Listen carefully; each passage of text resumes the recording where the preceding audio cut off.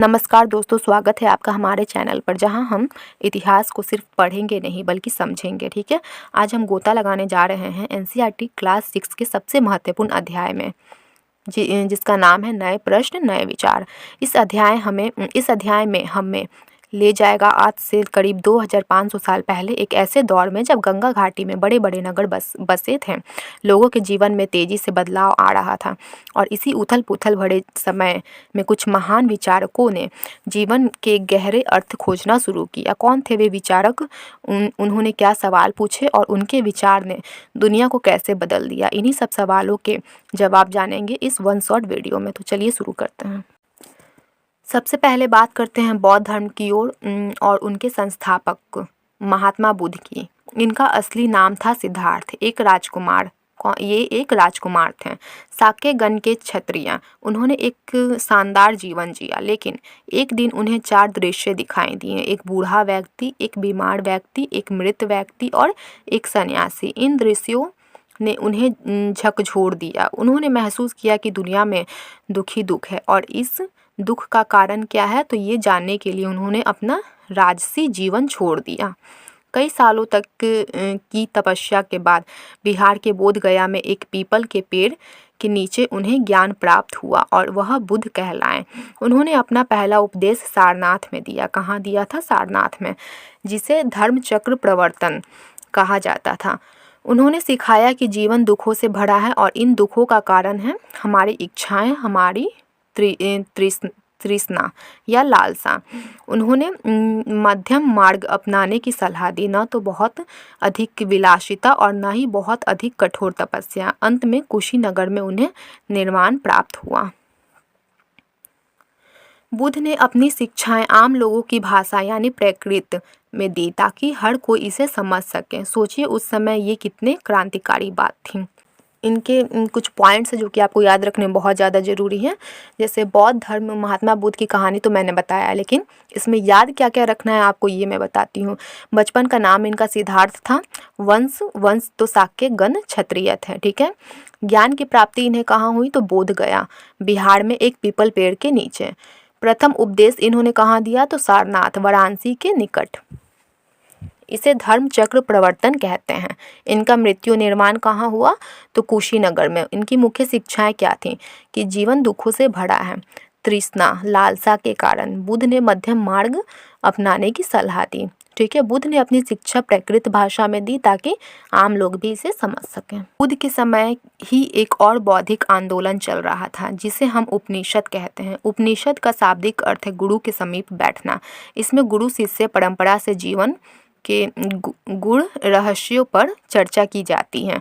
इनमें सबसे बड़े प्रश्न थे मृत्यु के बाद क्या होता है, आत्मा क्या है और क्या आत्मा का संबंध ब्रह्मा से है, यानी इस ब्रह्मांड की सर्वोच्च आत्मा से। ठीक है। उपनिषदों के विचारक आत्मा और ब्रह्मा की एकता पर बल देते हैं। इस काल में कई बुद्धिमान महिलाएं भी थीं, जैसे गार्गी, जो बड़े बड़े वाद विवाद में हिस्सा लेती थीं। हमें सत्यकाम जाबाल जैसे साधारण पृष्ठभूमि के लोगों के बारे में भी पता चलता है, जो एक दासी पुत्र थे लेकिन अपनी ज्ञान पिपासा के कारण गौतम ऋषि द्वारा स्वीकार किए गए। इससे पता चलता है कि ज्ञान की कोई सीमा नहीं थी। अब बात करते हैं एक और महान विचारक भगवान महावीर की। ये जैन धर्म के 24वें तीर्थकर और अंतिम तीर्थकर थे। ठीक है। महावीर भी एक क्षत्रिय राजकुमार थे। वज्जी संघ के लिच्छवी कुल से आते थे। उन्होंने भी 30 साल की उम्र में अपना घर छोड़ दिया और कठोर तपस्या की। 12 साल की तपस्या के बाद उन्हें ज्ञान प्राप्त हुई।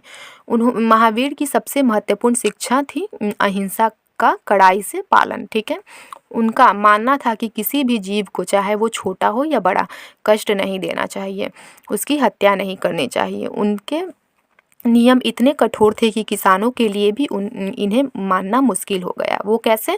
तो फसल बचाने के लिए कीड़े मारने पड़ते थे। इसलिए जैन धर्म को मुख्य रूप से व्यापारियों और कारीगरों ने अपनाया। ठीक है। महावीर ने भी अपनी शिक्षा प्राकृत भाषा में दी ताकि आम लोग इसे समझ सकें। अब देखो संघ और विहार। तो संघ जिन लोगों ने घर बार त्याग दिया था वे एक साथ संघ नामक संगठन में रहते थे। संघ में पुरुषों और महिलाओं दोनों के लिए अलग अलग व्यवस्था थी। इन दोनों को भिक्षु पुरुष और भिक्षुनी महिला कहा जाता था, जिसका अर्थ है भिखारी, क्योंकि वे भिक्षा मांगकर अपना जीवन यापन करते थे। संघ के नियम विनय पिटक नामक पुस्तक में लिखे गए थे। इनमें बताया गया था कि संघ में प्रवेश कैसे मिलेगा, क्या करना है क्या नहीं। जैसे बच्चों को माता पिता की अनुमति और दासों को उनके मालिक की अनुमति के बिना संघ में प्रवेश नहीं मिलता था। शुरुआत में भिक्षु और भिक्षुनियाँ यह एक स्थान से दूसरे स्थान पर जाते थे, लेकिन बारिश के मौसम में जब यात्रा करना मुश्किल होता था तो वे ठहरते थे। धीरे धीरे उनके रहने के लिए अस्थायी जगह बनने लगी, जिन्हें विहार कहा गया। ये विहार शुरू में लकड़ी के, फिर ईंटों के और पहाड़ों को काट कर भी बनाए जाते थे। चलो तो अब चलते हैं कुछ इंपॉर्टेंट पॉइंट्स पे, ठीक है। इसमें है शब्द और अर्थ, ठीक है। शब्द बहुत सारे ऐसे शब्द हैं जिनके अर्थ हमें मालूम नहीं होते हैं, तो आज हम उन अर्थ को जानते हैं, ठीक है। पहला शब्द क्या है? तन्हा या तृष्णा। इसका मतलब क्या है? इसका अर्थ है कभी ना ख़त्म होने वाली इच्छा। कई व्यक्तियों की ऐसी होती है कि कोई इच्छा ख़त्म होती ही नहीं है, एक के बाद एक इच्छा मतलब रह ही जाती है मन में, तो उसी को हम कहते हैं तन्हा। तन्हा मतलब कभी ना ख़त्म होने वाली इच्छा। अहिंसा की बात करें तो किसी जीव को कष्ट ना देना, किसी भी जीव को कष्ट ना देना अहिंसा, ठीक है। भिक्षु क्या है? तो प्राकृत शब्द जिसका अर्थ है भिखारी है, ठीक है। आश्रम व्यवस्था क्या है? तो जीवन के 4 चरण होते हैं, ठीक है। ब्रह्मचर्य, गृहस्थ, वानप्रस्थ और संन्यास, जिसे हम आश्रम व्यवस्था कहते हैं। बौद्ध धर्म के अष्टांगिक मार्ग याद रखने का कुछ तरीका है, जैसे देखो दृष्टि, संकल्प, वाणी, कर्मात, आजीव, व्यायाम, स्मृति और समाधि। बुद्ध के जीवन की 5 महान घटनाएं हैं और उनके प्रतीक है, ठीक है। जन्म कमल और सांड, गृह त्याग घोड़ा, ज्ञान प्राप्ति बोधि वृक्ष पीपल का पेड़, प्रथम उपदेश पहिया, मृत्यु कहाँ? तो मृत्यु का स्तूप, ठीक है। बौद्ध धर्म के त्रिरत्न है जो कि याद रखिएगा, जैसे कि पहला है बुद्ध शिक्षक, ठीक है। धम्म शिक्षाएं, संघ भिक्षुकों का समुदाय। अब बात करते हैं प्रमुख बौद्ध संगीतिया की, ठीक है। तो एनसीईआरटी में इसका जिक्र कम है, लेकिन जैसे जैसे क्लास टॉपिक्स बढ़ते जाएंगे लेवल वाइज, वैसे वैसे और ज़्यादा टॉपिक जो है डीपली होते जाएगा, लेकिन इसको कॉम्पिटिटिव लेवल के हिसाब से अभी ही समझ लेते हैं। जैसे कि देखो एक ट्रिक है, जैसे रावण पास गया कश्मीर, ठीक है। इससे क्या है? तो आड़ से राजगृह, पहली संगति अजात शत्रु के समय, ठीक है। भीष्म वैशाली, दूसरी संगति काला शोक के समय हुई थी, ठीक है। पी से पाटलिपुत्र यानी तीसरी संगति कब? अशोक के समय। कुंडलवन, के से कुंडलवन कश्मीर, चौथी संगति कनिष्क के समय, ठीक है। तो ये प्रमुख बौद्ध संगीतियाँ जो कि याद रखिएगा। चलते हैं जैन धर्म के बारे में, ठीक है। जैन धर्म के 5 महाव्रत कौन कौन से हैं? तो महावीर स्वामी ने पहले से चले आ रहे 4 व्रत जो थे उनमें एक और जोड़ के 5वां व्रत जोड़ दिया। जैसे कि पहला क्या है? अहिंसा। अहिंसा मतलब हिंसा ना करना, सत्य, झूठ ना बोलना, अस्ते चोरी ना करना, अपरिग्रह यानी संपत्ति जमा न करना, ब्रह्मचर्य, इंद्रियों पर नियंत्रण। यह महावीर स्वामी ने जोड़ा था ब्रह्मचर्य, ठीक है। अब चलते हैं सांख्य और अन्य दर्शन के बारे में। तो देखो इस काल के आसपास भारत में 6 दर्शन विकसित हुए हैं, ठीक है। फिलॉसफी, इनके नाम और ऋषियों के नाम आते हैं कभी कभी, ठीक है, एग्जाम में। जैसे कि